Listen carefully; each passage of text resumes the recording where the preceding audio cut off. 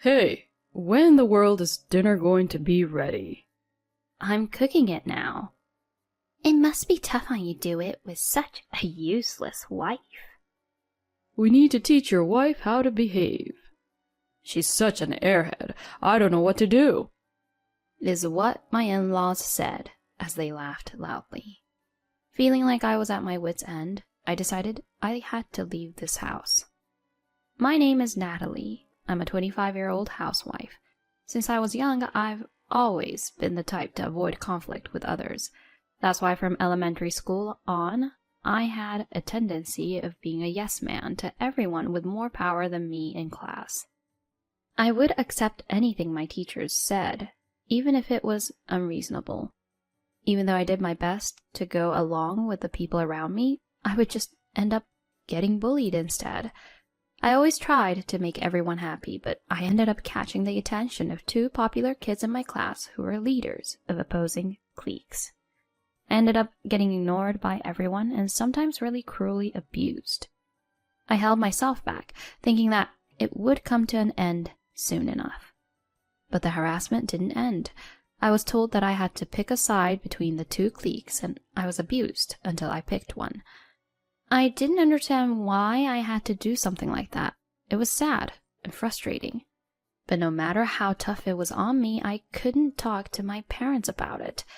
My parents both worked full-time and were always very busy. At the time, I didn't know the details very well, but my grandma on my mom's side was very ill. In order to pay for her hospital bills, my mom worked nonstop. My dad worked in order to make enough money for the three of us to survive. My parents were always busy and exhausted, and I didn't want to burden them. So I ended up holding in my emotions and not talking to my parents about it. But that wasn't good. The harassment only escalated, even after I started middle school. My body reached its limit. One morning I tried to get up to go to school, but my body wouldn't move. I did my best to eat breakfast and get ready to leave the house, but my body felt shockingly heavy. My mom saw that I had finished eating and getting ready, so of course, she said, "What are you doing? Get going." All I could do is say I didn't feel well, but my mom didn't believe me at first. "You seemed just fine while you were eating breakfast. I need to get to work soon, so it's time for you to go to school too." Fine. I didn't want to bother my mom, but my body wouldn't move. I felt bad that I was causing my mom trouble and began to panic because my body wasn't moving. My face became pale. I started sweating like crazy and grasping for air. At this point, my mom realized something was wrong and took me to the hospital. We were told that these were symptoms of extreme stress.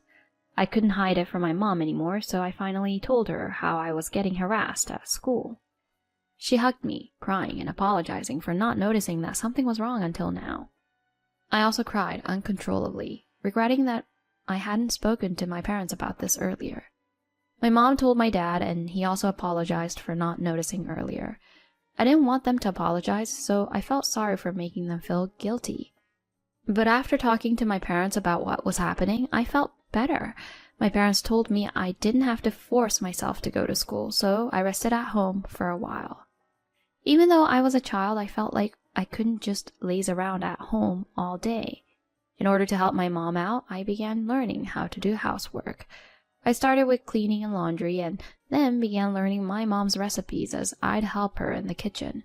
Thanks to that, I learned to cook on my own and began cooking dinner for my family, apart from any fried dishes which I left my mom to prepare. "Natalie, you cooking for us is a huge help." And it's delicious. You're a genius. My parents would compliment me and tell me how grateful they were. That made me happy, so I worked hard around the house. I'm the type who gets hooked on things once I start them. Wanting to make the house as spotless as possible, I began studying all sorts of ways to clean. I began memorizing recipes from cookbooks as well. Eventually our home was sparkling and I knew hundreds of recipes. Having begun to grocery shop for our family as well, I figured out how to shop while saving money. I would challenge myself by making the most delicious food possible with cheap ingredients. I enjoyed housework. I'm sure it was mostly because I was happy about getting complimented by my parents, but I also genuinely enjoyed cooking and doing chores more than most other people do. I got really into it and tried all sorts of things. Focused on my role of taking care of the house, 3 years flew by before I even realized. I was 16 years old then, an age when most people go to high school. Around that time, my parents began talking to me seriously about what I wanted for my future. Out of the several ideas we came up with, I was most interested in attending high school online. I knew that with such a weak educational background, I wouldn't be able to step out into the real world very easily. And truth be told, I wanted to experience student life. So, I joined an online high school. Apart from that, my day-to-day didn't change much. I just added a bit of studying onto the housework I did usually. I was never much of a genius, but since I was young, my grades have always been decent because I put effort into studying. So the classes I took now were no problem. 3 years of online classes later, I was able to get my GED. I thought that dropping out of middle school would be the end of my life, but it really wasn't. I was able to properly get my GED after all. Natalie, you've really worked hard. I'm so proud of you. Mom, Dad, thank you. It's because of you two that I've been able to get this far. Expressing my gratitude to them, my parents began to cry. After graduating high school, it was time for me to start working, but I didn't know what I should do for a job. Since I didn't attend school in person, working for a normal company would probably be difficult for me. Wondering what I should do, my mom came up with a plan. Why don't you try working as a housekeeper? Those sorts of service jobs seem to be increasing these days. So jobs like that exist too.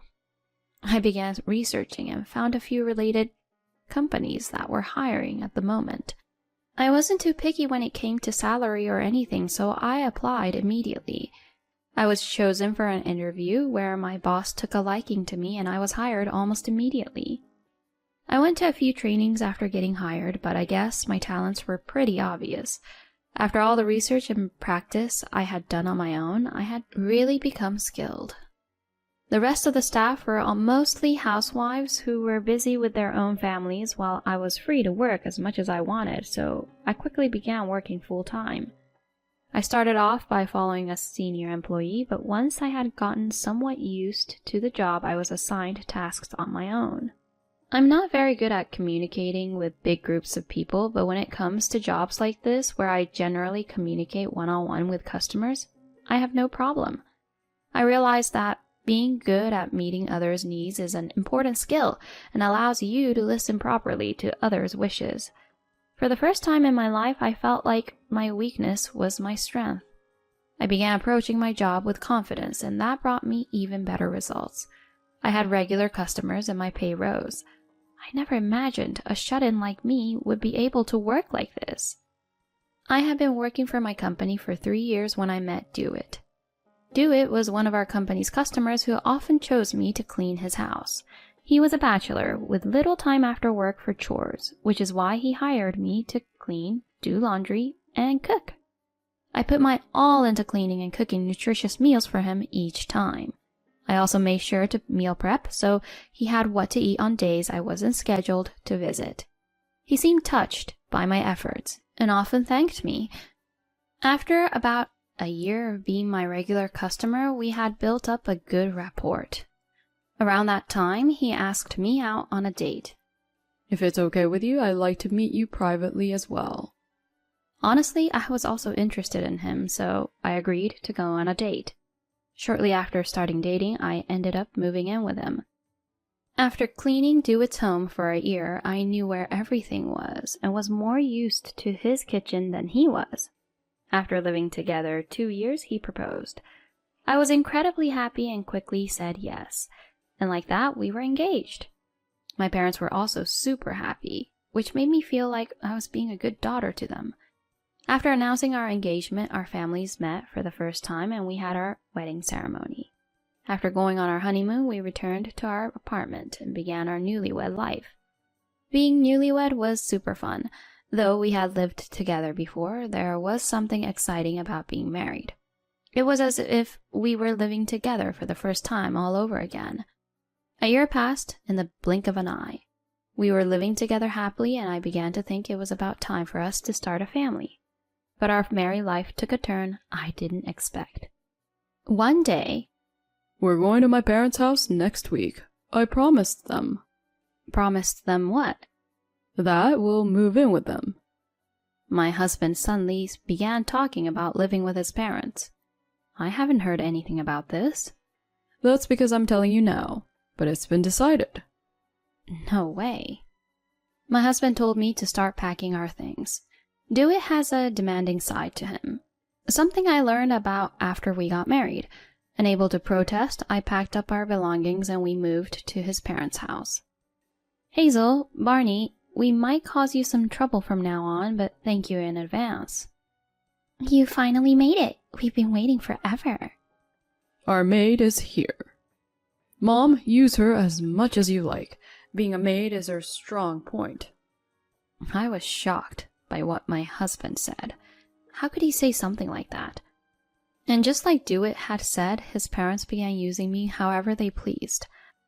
Apart from housework, they also sent me to do their grocery shopping, send mail, buy gifts for their friends, and so on. My husband would also command me around. "Do what my mom tells you." He was really aggressive. DeWitt was like a different person when he was with his parents. They were totally harassing me. My in-laws seemed to enjoy it too. "You idiot! Get to work." DeWitt was kind enough to marry you because you're young. You should at least do the housework properly. My in-laws forced me to fulfill their wishes. Well, one minute they tell me to make coffee, and right as I am finishing making the coffee, they tell me they want tea instead. Of course, I won't be able to serve them their drinks that quickly. But they would use that as an excuse to scold me.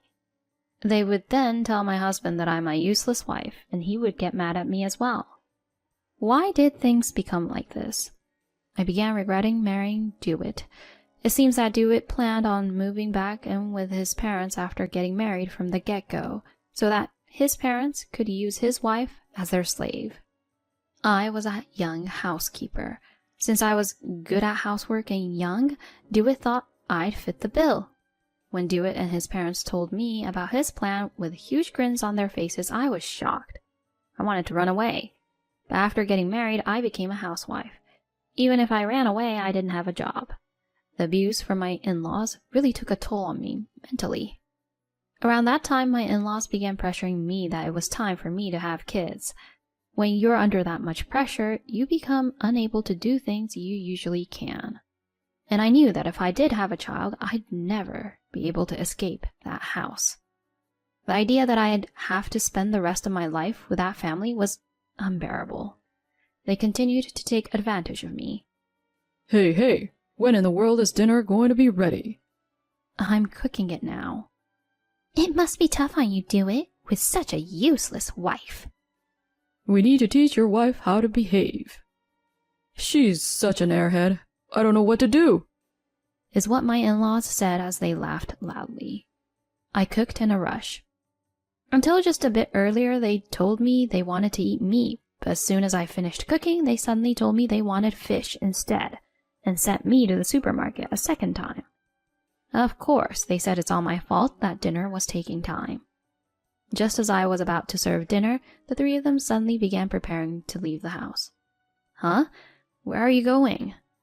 "You're too slow, so we're going out to eat." What? But I'm just about to finish. "We feel like eating out now.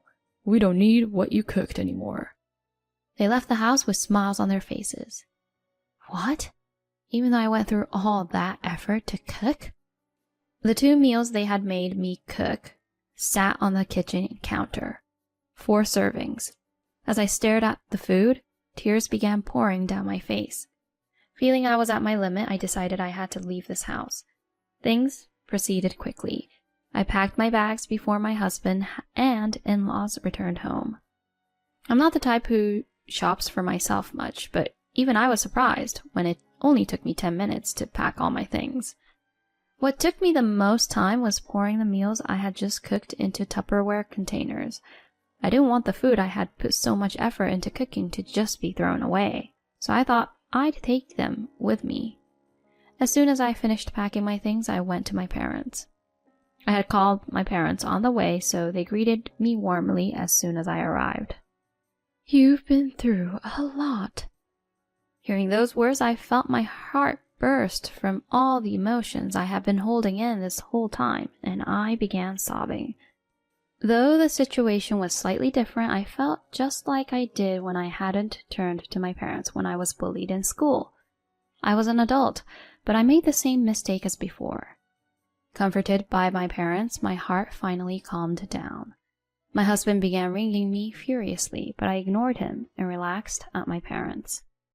The next day, without picking up any of his calls, I emailed Dewitt telling him I wanted a divorce. He tried calling me countless times, but I continued to ignore him. After some time passed, he sent divorce papers to my parents' house. It seems he finally accepted it. I immediately filed them, and like that we were divorced. I had escaped from my in-laws. It was a close call. Afterwards, I began working as a housekeeper again. After being treated so horribly by my in-laws, having customers thank me made me very happy. I also realized really how insane they were. I went back to my work life. Without realizing, 5 years passed. I'm still working for the same company and living with my parents. To think I would meet those people again. It was on my day off. The doorbell rang, and when I opened my front door, I saw them standing there. "What are you doing here?" Dewitt and his parents began speaking with grins on their faces. Have you finally calmed down? I'll forgive you, so come back. He's telling you he'll take you back as his wife. My mother also needs a carer, so we'll talk about that later. They tried entering my home. Hey, stop it. Home invasion is illegal. What are you saying? You're my wife. What's wrong with your family entering your home? What were they talking about? Come on, let us in. You're going to clean our house and take care of my mother. Of course not. I laughed while saying this, and my ex-in-laws froze, bewildered. I divorced you and remarried. Huh? My husband, Martin, came down from the second floor. Sorry, Martin, were we too loud? You're on night shift tonight, so I didn't mean to wake you. Don't worry. My ex-family were shocked to see my current husband. Who is this? My ex-husband and his parents suddenly came to tell me to go back home with them. I see. They really are tyrannical. Martin stood in front of them and told them to leave. Since he was over 6 foot tall and muscular, my ex-family seemed threatened by Martin. Quit messing around. I never accepted a divorce. You're having an affair. Dewitt began spouting nonsense. The divorce was officially filed, but you're trying to force your way into our home? Wouldn't you say that's home invasion? I spoke up. Martin is a cop, so he can arrest you on the spot. Dewitt replied. A cop? Dewitt and his parents suddenly panicked. I can call my people right now and get you locked up. Martin glared at Dewitt and his parents, who were dripping in sweat. Excuse us, Dewitt said, and they ran away. They were unbelievable. Later, I received a long email from Dewitt. I thought he'd tried to apologize, but it turned out to be a romantic letter trying to persuade me to get back with him. It seemed that his grandmother was in need of someone to take care of her, which they wanted to pin on me. It also turns out that his father had made a big mistake at work, so he had been fired and was currently unemployed. I was glad I cut off ties with them a long time ago. My current husband is someone I had known since I was young, who reached out to me after finding out I had gotten a divorce. After dating for some time, we got married last year and he moved in with my parents and I. He was reliable and really loved me, so I was happy that we got married. I'm sure that from now on, I'll live a happy life with my husband and parents.